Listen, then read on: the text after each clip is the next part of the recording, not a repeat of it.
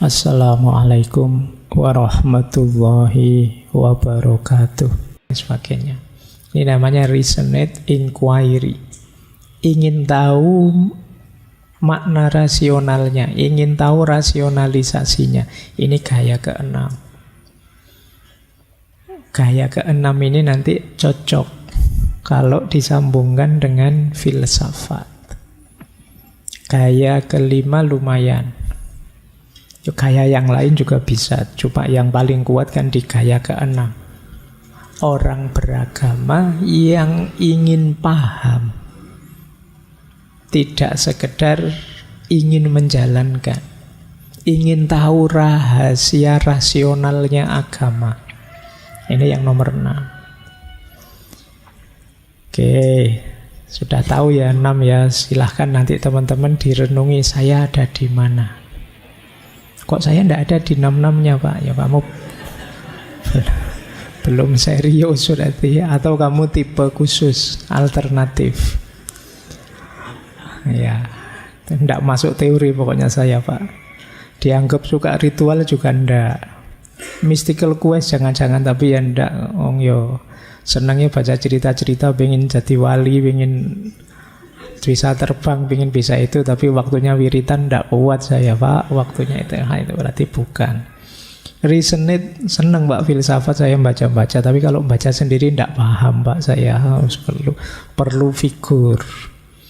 Nah, macam-macam, coba kalian cek sendiri. Mungkin ada orang yang gabungan 2 atau 3, siapa tahu ada yang 6-6-nya.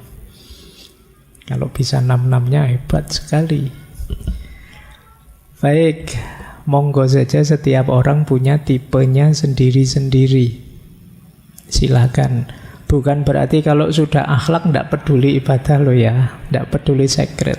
Ini maksudnya titik tekannya, fokusnya, yang diutamakan oleh orang yang beragama ini.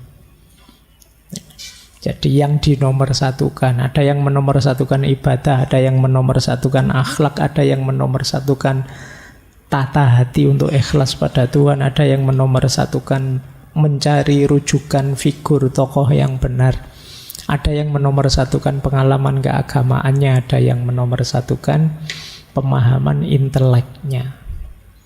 Jadi masing-masing ada caranya. Ini mumpung akhir tahun, memuhasabahi keberagamaan kita. Baik, ini agamanya. Sekarang filsafatnya. Jadi banyak orang ketika mendengar kata filsafat, dia sudah, apa kalau bahasanya anak hari ini ya, ilfil duluan. Mungkin kalian juga begitu sebagian. Ya tidak harus karena menganggapnya sesat, haram, atau kafir, tapi mungkin ada yang membayangkan mesti ruwet, mesti bulet, mesti susah, kan selalu begitu kesanmu. Tapi sering saya bilang, yuk kita pahami dulu hakikatnya filsafat.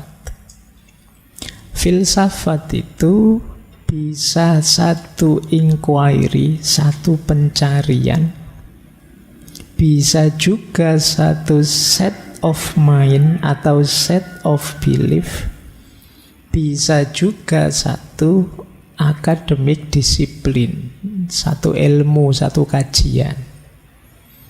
Jadi ini ayo dibedakan biar tidak dicampur. Kalau sebagai inquiry, pencarian, itu yang saya bilang filsafat sebagai proses.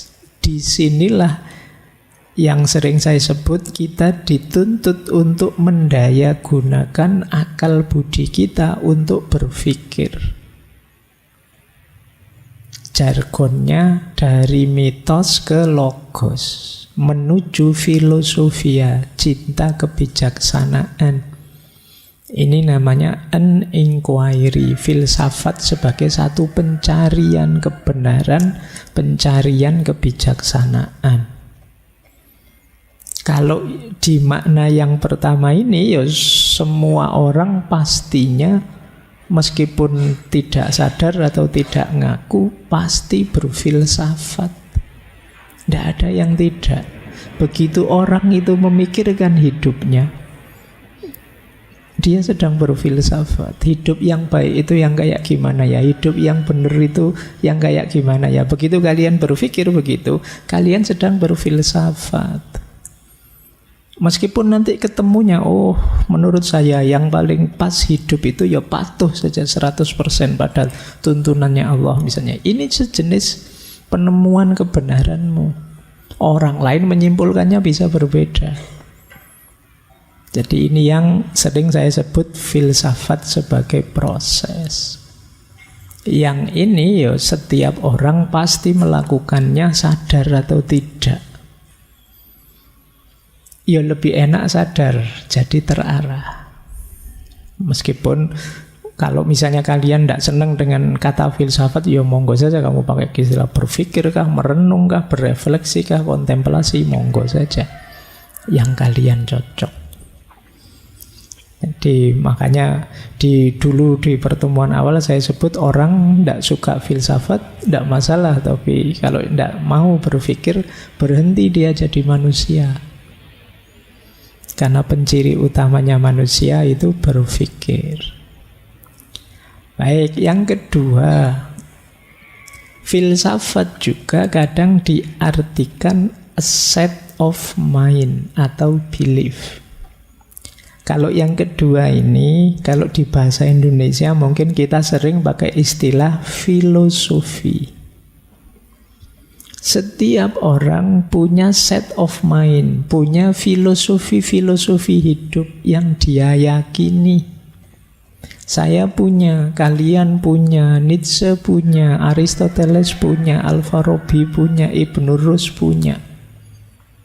Dan memang tidak harus sama.